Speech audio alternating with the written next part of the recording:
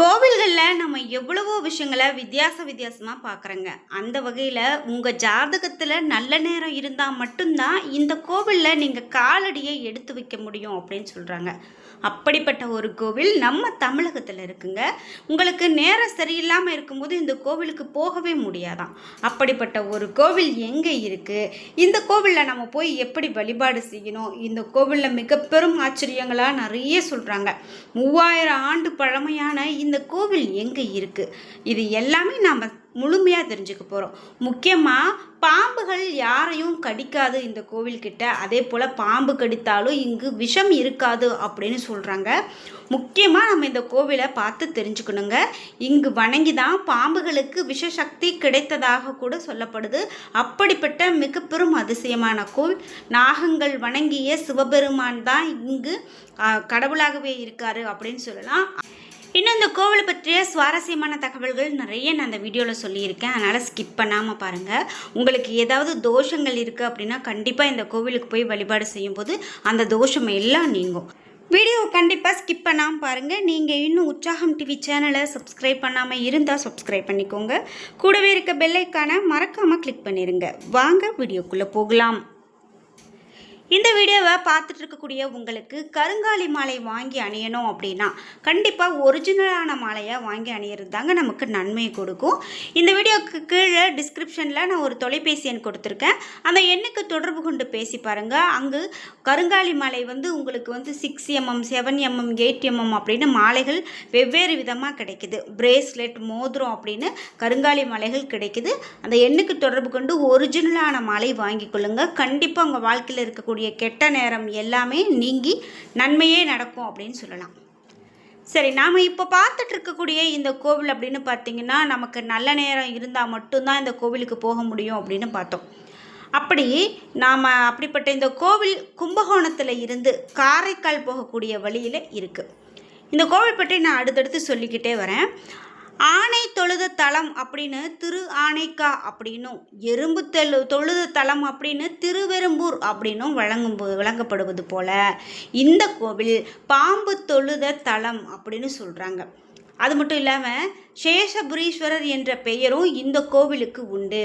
திருஞான சம்பந்தர் தன்னுடைய தேவார பாடல்களில் இந்த தலத்தை பாம்புர நன்னகர் அப்படின்னு சொல்லியிருக்காரு. சரி, இந்த கோவில் பெயர் என்ன அப்படின்னு பார்த்தீங்கன்னா நம்ம திரு ஆனைக்கா அப்படின்னும் திருவெரும்பூர் அப்படின்னு சொல்கிறது போல் பாம்பு வணங்கிய தலம் அப்படிங்கிறதால திருப்பாம்புரம் அப்படின்னு சொல்கிறாங்க. இந்த கோவிலுடைய பெயர் திருப்பாம்புரம். முக்கியமாக இந்த கோவிலுக்கு நம்ம எப்படி போகணும் அப்படின்னு பார்த்தீங்கன்னா கும்பகோணத்தில் இருந்து காரைக்கால் போகக்கூடிய வழியில் இந்த திருப்பாம்புரம் அப்படின்னு சொல்லக்கூடிய ஊரில் பாம்புரநாதர் திருக்கோவில் பற்றி தான் நாம் பார்த்துட்ருக்கோம். பாம்புரநாதர் நாகங்கள் வணங்கிய சிவபெருமான் தான் இங்கு பாம்புரநாதராக இருக்கிறாரு. சுமார் 3000 ஆண்டுகளுக்கு மேலே பழமையான கோவில் அப்படின்னு சொல்லலாங்க. இங்கு வணங்கி தான் பாம்புகளுக்கு விஷசக்தி கிடைத்தது அப்படின்னு சொல்கிறாங்க. இந்த இடத்தோட தொடர்பு இருக்கக்கூடிய சுவாரஸ்யமான உண்மைகள் என்ன அப்படின்னு பார்க்கும்போது முக்கியமாக இங்கே பாம்புகள் யாரையும் கடிக்கிறதே கிடையாது.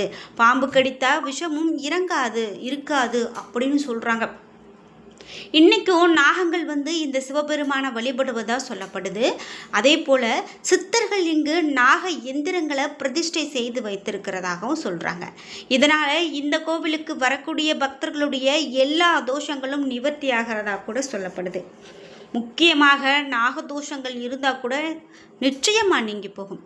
நாகதோஷம், ராகு கேது தோஷத்துக்கு இந்த தல கோவிலில் சிறப்பு பரிகாரங்கள் இன்றைக்கும் செய்யப்படுது. திருப்பாம்புரம் ராகு கேது கோவிலில் அதனுடைய ராகு கேது பூஜைக்கு பெயர் பெற்றது அப்படின்னு சொல்லலாம். சிவபெருமான் சுயம்புலிங்கம், அதாவது சுய வெளிப்பாடாக தோன்றிய ஒரு கோவில் அப்படின்னு சொல்லலாங்க. இந்த திருப்பாம்புரம் ராகு கேது கோவிலில் ராகு கேது பூஜை மற்றும் நாகதோஷத்திற்கு பூஜை செய்வதால் 48 நாட்களுக்குள்ள நல்ல பலன் கிடைக்கும் அப்படின்னு சொல்கிறாங்க. இங்கே நீங்கள் போய் வழிபாடு செஞ்சீங்க அப்படின்னா 48 நாளைக்குள்ளே உங்களுக்கு வாழ்க்கையில் பெரும் மாற்றங்களை சந்திக்க முடியும். இந்த தலத்தில் ஆதிசேஷன் வழிபட்டார் என்பது தொன் நம்பிக்கை. அதே போல் நாகதோஷம் நீங்கவும் மகப்பேறு வாய்க்கவும், குழந்தை பேர் இல்லை அப்படின்னு சொல்கிறவங்க நிறைய பக்தர்கள் இங்கே வழிபாடு செய்கிறாங்க. அதே போல் ராகு கேது போன்ற சந்தர்ப்ப தோஷங்கள் விலகவும் சிறந்த தலமாக இங்கு வந்து வழிபாடு செய்கிறாங்க. அது மட்டும் இல்லாமல் வேறு எந்த கோவில்லையுமே இல்லாத வகையில் இந்த கோவிலில் ராகுவும் கேதுவும் ஒரே உடலில் காட்சி தர்றது மிக பெரும் சிறப்புங்க. முக்கியமாக இந்த கோவிலில் நவகிரக சன்னதி கிடையாது. அதே போல் கோஷ்டமூர்த்திகள் இல்லை. இன்னும் பல அதிசயங்கள் இந்த கோவிலில் நிறைந்திருக்கு. அதை நம்ம பார்த்துட்டு தான் இருக்கோம். நீங்கள் இந்த கோவிலுக்கு போயிருக்கீங்க அப்படின்னா மறக்காமல் உங்களுடைய கருத்துக்களை கமெண்ட் பாக்ஸில் பதிவிடுங்க.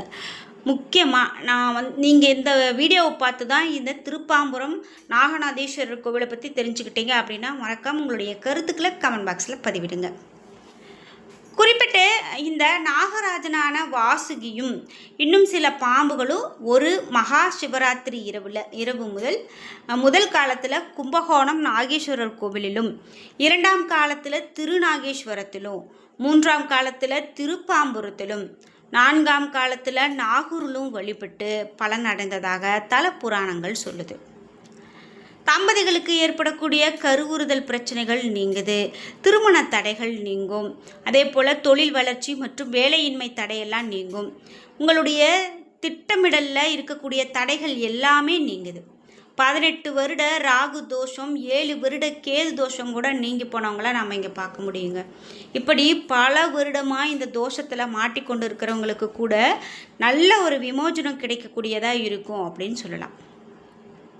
அதே போல் ஜாதக ரீதியாக நமக்கு கெட்ட நேரம் நடந்தால் இந்த கோவிலுக்கு வர முடியாது அப்படின்னு சொல்கிறாங்க.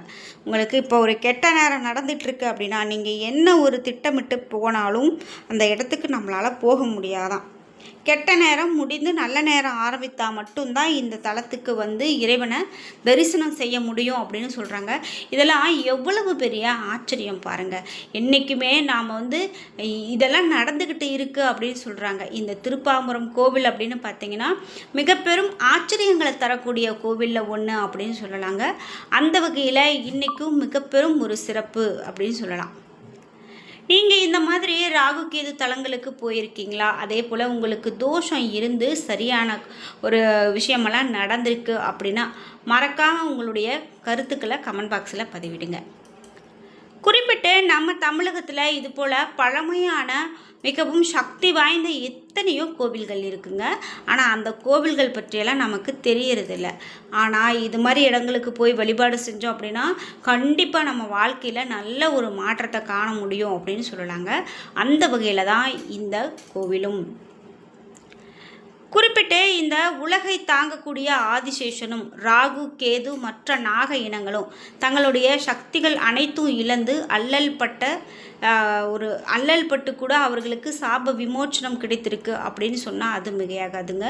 அந்த வகையில் இது மிக பெரும் சிறப்பை பெற்றிருக்கக்கூடிய ஒரு கோவில் அப்படின்னு சொல்லலாம்.